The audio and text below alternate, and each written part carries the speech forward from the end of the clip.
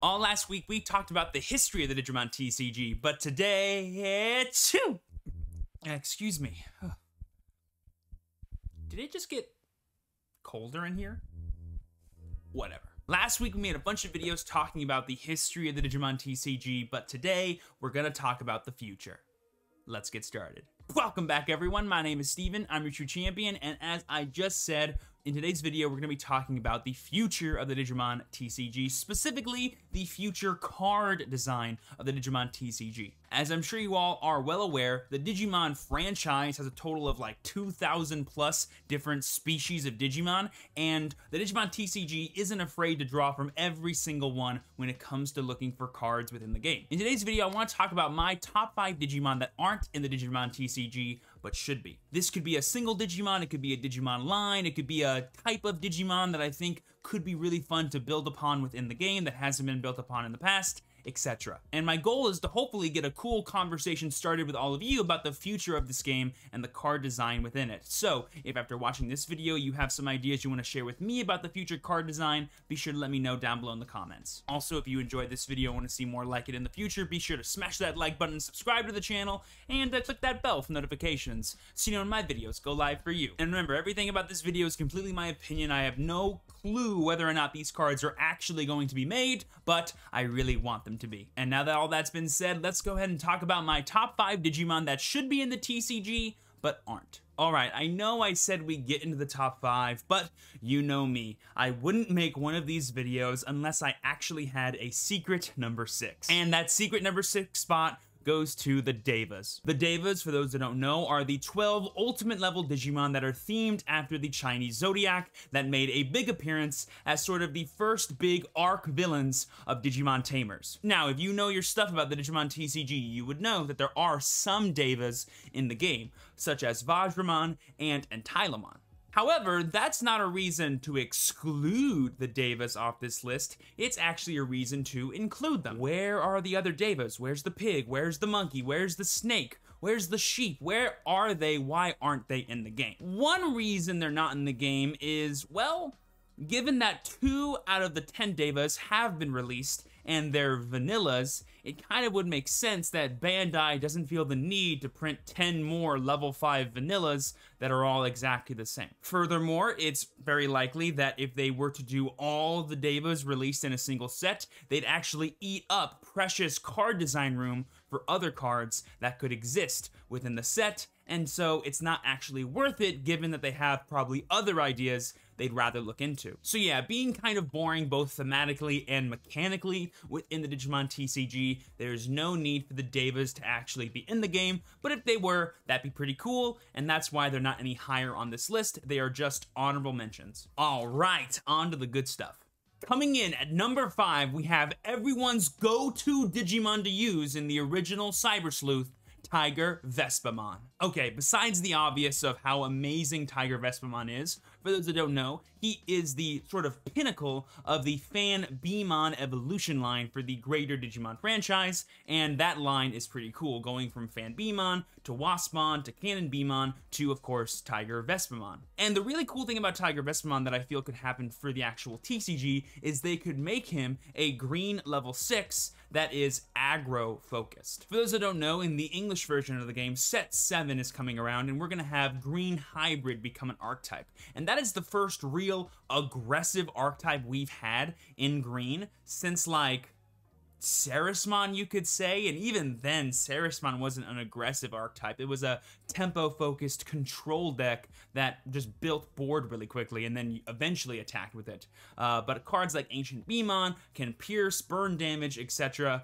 And I feel like Tiger Vespamon is going to be like the next wave of aggro green support that we've had in the game thus far. Also, getting into Digimon lore here for a second, now that we're on the X-antibody hype within set 9 for the Japanese version of the game, it's very possible that Tiger Vespamon, who has some close ties to X-antibody in terms of Digimon lore, is going to come next or might be within the near future. So there's a couple reasons why I think he's a good one to talk about right now, because he's probably on the way, and I think he'd be really cool in terms of serving a different mechanical purpose within the color he's created in. But let me break down specifically what I think Tiger Vespiemon would do if he were to exist. I see Tiger Vespiemon as being the first restander or multi-attacker in green. Basically, he can attack multiple times, and through attacking multiple times, you can do several different things. I think a really cool thing you could do is through his classic evolution line, he could gain piercing / plus security attack, and he'd be able to suspend things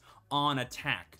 And the reason why that's pretty cool is basically in the Digimon TCG, we've always had a problem with green in terms of the timing of its removal, because if your big Digimon swings in order to rest something else, you can't then attack it as your attack target. You must declare your target first. So if you have a restander that can rest dudes on swing, you can go swing at security, rest something. When you restand, swing at that newly rested thing, and now you can do piercing damage. Basically what starter deck Hercules Kabuterimon did, except no Digiburst cost and probably a cheaper evolution. Both from a design standpoint and an actual TCG mechanic evolution standpoint, I think Tiger Vespiemon would be a super cool inclusion, and frankly, I think any associative cards that come out with that archetype would be equally as cool. I mean, I'm picturing Mock Stinger V being an option card, and that just sounds really awesome. Coming in at number 4, we have the original big bad of Digimon Adventure, Apocalymon. Apocalymon, for those that don't know, is this D20 with arms looking Digimon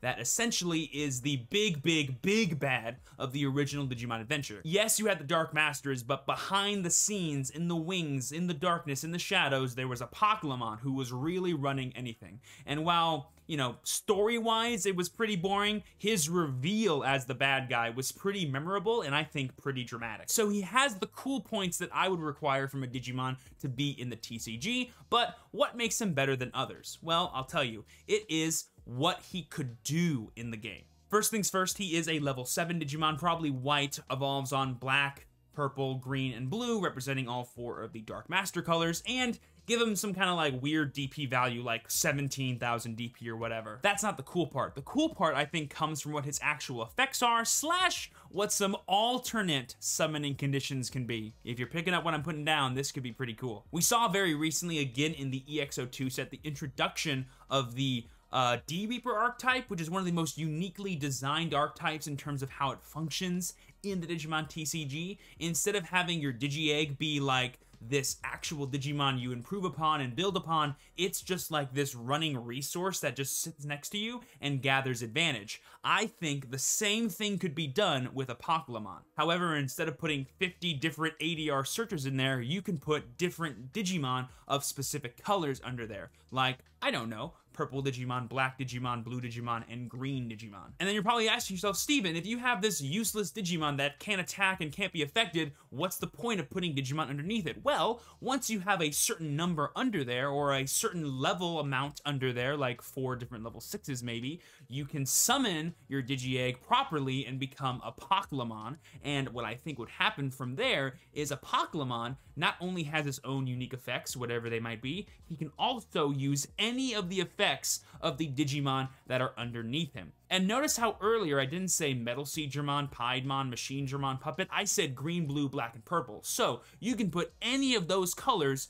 underneath this Digimon, and now he has the ability to use all their effects from then onwards. I think that's a pretty awesome payoff. Being able to have not 1, not 2, but who knows how many different Digimon's effects all at once on something that can't be targeted, that feels pretty good. Is it slow? Yes, but D-Reaper has proven that a slow deck can still be really good as long as the right engine is built around it, and I'm sure if they create Apocalymon cards, they're gonna give you some Apocalymon support that make it a little faster and a little easier to pull off. So I think it'd be a super cool inclusion into the overall meta of the game. I just have no idea when it'll happen or how good it'll actually be, depending on what else exists. Coming in at number 3, we have one of the most underrated Jogress Digimon ever, Grace Novamon.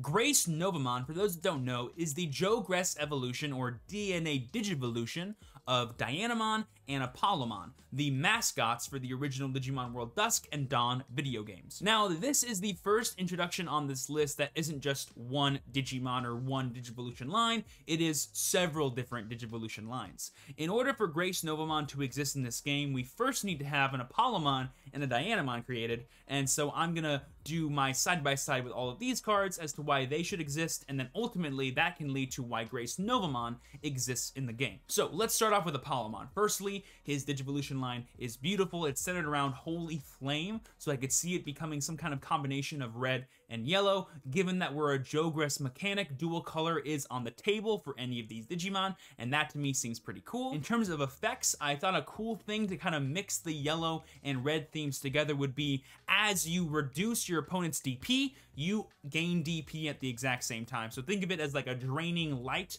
that sucks the power away from your opponent and then puts it into you, making you stronger or even giving you plus security attack. Dianamon, however, is a bit more tricky, so obviously she's either blue or purple due to her water element attacks alongside her moon night aesthetic, but what does her actual effects do in the TCG? I thought a cool thing to introduce would be probably status conditions in colors like blue and yellow. So don't think sleep, poison, paralysis that you would think in the Pokemon TCG. Think more tapping stuff and leaving them tapped / preventing Digimon from attacking that you see Reflexiamon or other green Digimon do, just in blue and purple. But how does Grace Novamon fit into all this? Because Apollomon and Dianamon are two very different archetypes in the way that I've explained them, so how can we build a single Jogress deck that allows you to then play Grace Novamon as like an ultimate finisher? Well, the short answer is you can't. I actually think Dianamon and Apollomon would be their own respective archetypes, respective decks that both could utilize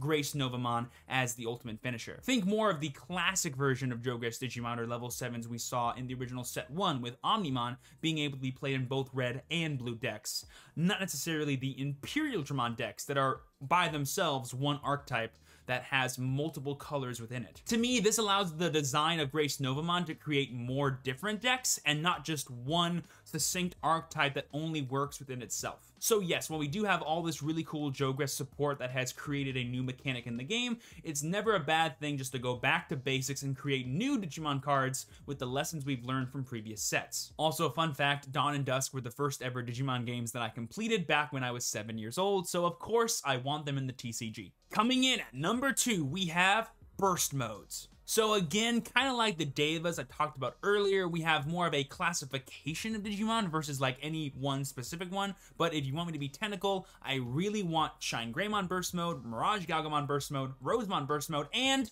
above all else, Ravemon Burst Mode. Burst Mode, for those that don't know, is the, I want to say, most powerful form that the Digimon Savers / Data Squad Digimon take in the anime to achieve their ultimate level of power. But what would this form actually look like in the Digimon TCG, and how can we incorporate it? Well, that's a tough question to answer because form changes in Digimon don't really translate so well to the TCG given the level system, but I'll do my best to explain my reasoning. First things first, let's talk about the two things that could happen. First thing is Burst Mode does not change the level of the Digimon, it just gives you upgraded stats and abilities. Take Alteris Mode and Sagittarius Mode as an example. The second thing is that it does actually elevate your level and make you a different Digimon. Take Gallantmon Crimson Mode or Beelzemon Blast Mode as an example. Personally, I think either could work and are fine in the TCG, but the one that I want is the former. I want Burst Mode to get the same treatment that Armor Digimon and X-Antibody Digimon got, where this line of text exists that allows you to evolve on a very specific Digimon for a specific cost, but you could, if you wanted to, evolve on normal Digimon for a specific cost. This basically allows Shine Greymon, Mirage Galgamon, Rosemon, and Ravemon Burst Mode to not only be their own unique Digimon, but also have the potential to add on to already existing archetypes. I'm a huge fan of creating generic support, but doing it in a very specific way that allows you to design really cool cards like I'm sure all the Burst Modes would be. I mean, just picture for 1 second Shine Greymon Burst Mode alternate art, and you will agree with me, it has to exist. And in terms of what they're all gonna do, I'm not gonna go through every single Burst Mode and talk about what their effects could be because I'll probably be wrong about all of them, there's no point, but I will say this, if they do want to target specific already existing forms of these Digimon and build on top of them, that could be pretty interesting. You know, Shine Greymon could have something to do with tamers, like gaining DP or the ability to attack.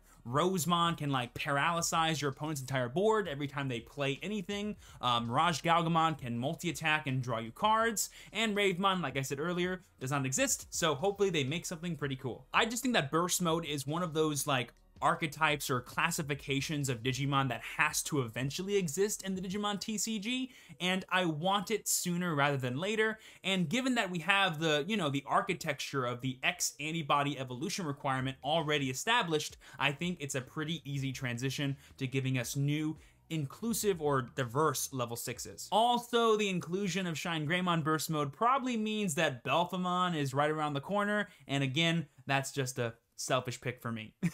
This is my show, I'll do whatever I want. And finally, coming in at number 1, we have the greatest disgrace of the Digimon TCG that needs to be rectified, Examon. Let me give you guys some facts right now. We have every single Royal Knight and the Royal Knight Leader printed in the Digimon TCG except for Examon. And the only real reason I can give you as to why is the Slayer Dramon and the Break Dramon we have in the TCG do not deserve to become one of the greatest dragon-themed Digimon ever. So honestly, this one is pretty simple. I love Examon. I want Examon. Please, Bandai, make an Examon. But before you do, there are a couple of things thematically in the game you have to do. Number 1, you must make a good Breakdra and Slayer Dramon that hopefully work together and can progress into this big, beautiful dragon boy that's probably going to be a red and blue level 7. From there, you make Examon a secret rare, and you also make him an alternate art secret rare that I promise you I will buy 4 copies of. And if you guys want me to give Examon an effect, here's what he does. He's a board wipe that for every single Digimon he kills, he's able to make that many blitz attacks against your opponent during that turn. He has plus security attack, thus he is an OTK on legs. To me, Examon is one of those Digimon that is really special because he truly is like a presence of a Digimon. Like when you look at him and then look at any of the Pokemon that are out there, you're like, oh yeah, these are 2 different things.